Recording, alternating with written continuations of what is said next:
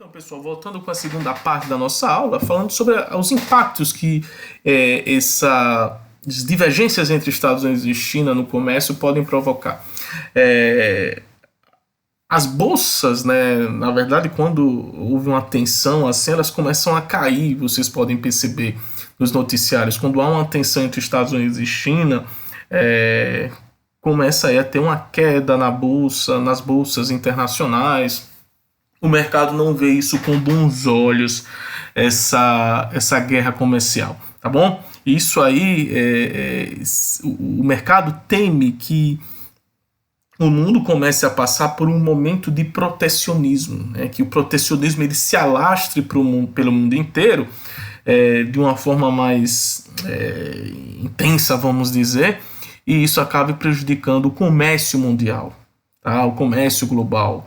É um problema que acaba aí sendo visto aí por algumas organizações internacionais, de que isso pode acarretar, né, pode resultar em um declínio de crescimento econômico no PIB aí global, tá? O PIB global possa declinar. Então o mercado mundial ele vê isso como uma forma bastante negativa, né? Que uma guerra comercial pode contribuir para que o protecionismo ele possa se tornar ainda maior no mundo e acabe prejudicando, tendo como resultado um declínio no mercado global e isso aí um declínio do PIB mundial em decorrência dessa guerra comercial entre Estados Unidos e China, tá? Então, o que acontece muitas vezes, né, aí as bolsas elas começam a cair, vocês podem ver aí no terceiro tópico, ao declinar as ações de muitas empresas, com isso o investidor acaba correndo para investimentos mais seguros, né, vai procurar, por exemplo, ouro, tá, e retira esses capitais, esses investimentos de ações de empresas, porque ele fica temendo perder esses investimentos. E a partir do momento que ele retira, aí as bolsas começam a cair, tá? O investidor, ele não quer correr tanto um risco, vamos dizer, de perder aquilo que ele está colocando o seu dinheiro, né? Investindo, né? Então, se tiver aí uma crise global, o investidor ele vai começar a colocar os seus recursos em áreas mais seguras. Foi o que aconteceu, por exemplo, na época do coronavírus, que as bolsas despencaram, ou seja, os investidores perceberam que as empresas iriam vender menos, né?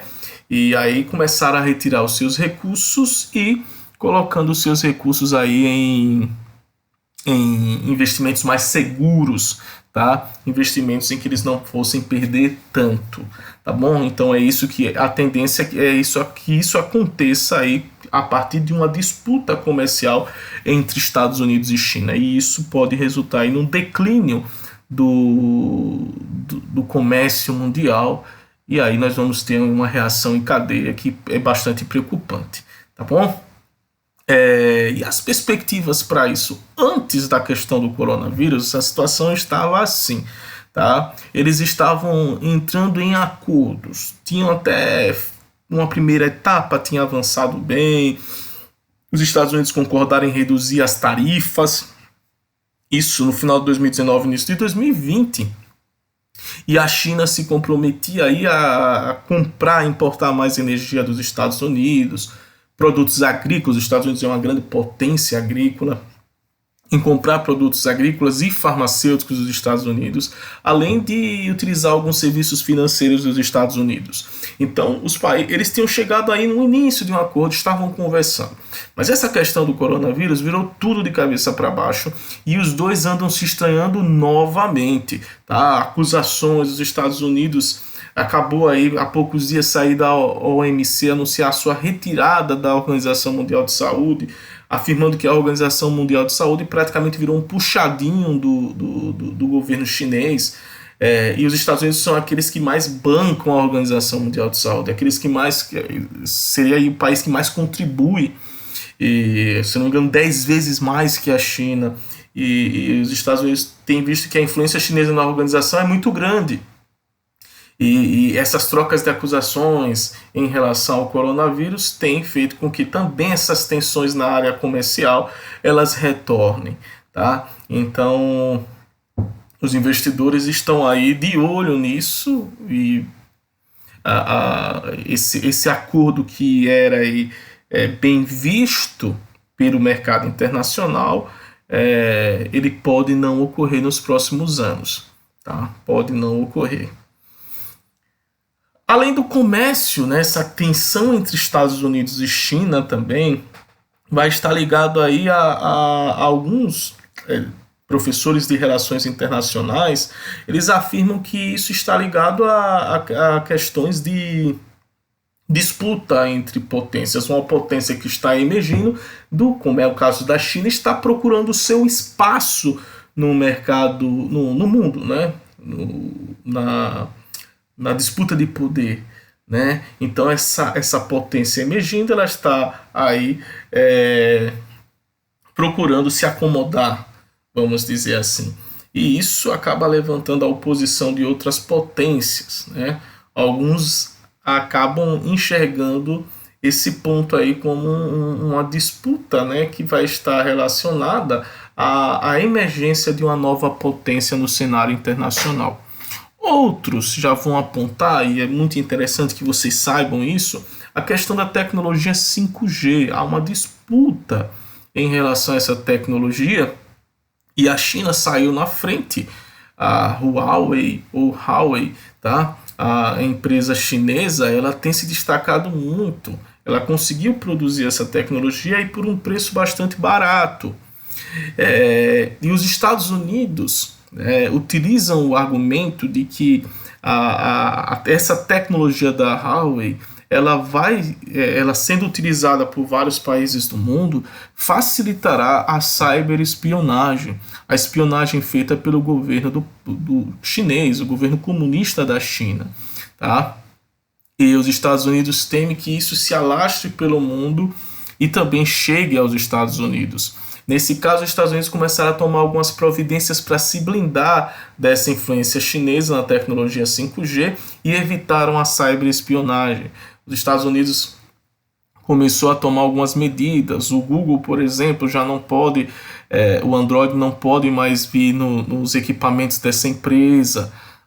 Então, alguns pontinhos aí de acusações de espionagem por parte dessa empresa chinesa, tá? Então, a acusação de cyberespionagem por parte dos Estados Unidos, que seria aí bastante facilitada com uma disseminação dessa tecnologia controlada pelos chineses. A Europa também conseguiu ter acesso a essa tecnologia, a produzir, porém, bem mais cara, tá? Bem mais cara.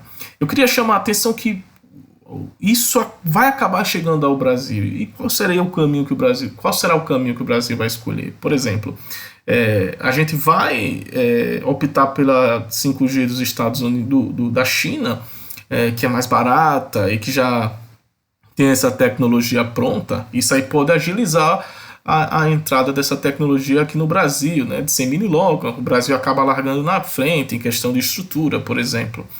Porém, a gente corre esse risco, né? E a gente acaba se afastando dos Estados Unidos com isso também, tá? E corre esse risco de cyberespionagem, se tiver de fato certo esse argumento americano, ok? Então existe aí essa troca de acusações e esse interesse de domínio dessa tecnologia. Tá? Então os Estados Unidos, o governo americano, tem pressionado muitos governos aliados a não aceitarem essa tecnologia 5G da China. Tá bom? Então, observe aí que eu comentei que há coisas que vão além da questão comercial, né? A questão da disputa da tecnologia 5G e a questão aí de uma potência emergente. Tá? E aí, por último, os impactos no Brasil, né? Eu queria chamar a atenção de vocês que no Brasil alguns setores podem aí ter impactos positivos, outros impactos aí meio que negativos, vamos dizer. Se eu colocar para vocês no campo das commodities, a soja, por exemplo, ela pode ter uma ampliação do mercado. O agronegócio brasileiro para ele pode ser muito bom, né? Porque os Estados Unidos são grandes produtores de produtos agrícolas e agropecuários, vamos dizer, e esses produtos aí, a China vai retaliar os Estados Unidos também. Os Estados Unidos vai fechar com a China, vai fechar a entrada de produtos chineses, né, vai dificultar. Por outro lado, a China também vai dificultar de produtos americanos. E aí o agronegócio brasileiro abre um grande mercado, que é o mercado chinês, para ele. Por outro lado, uma commodity brasileira, que é o minério de ferro, vai ser bastante prejudicado.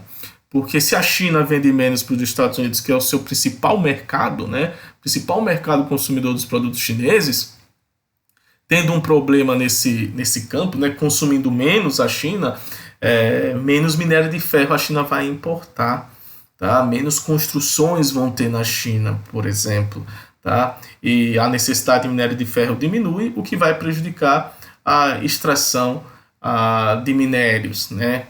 E isso pode resultar em grandes problemas, por exemplo, para a Vale aqui no Brasil.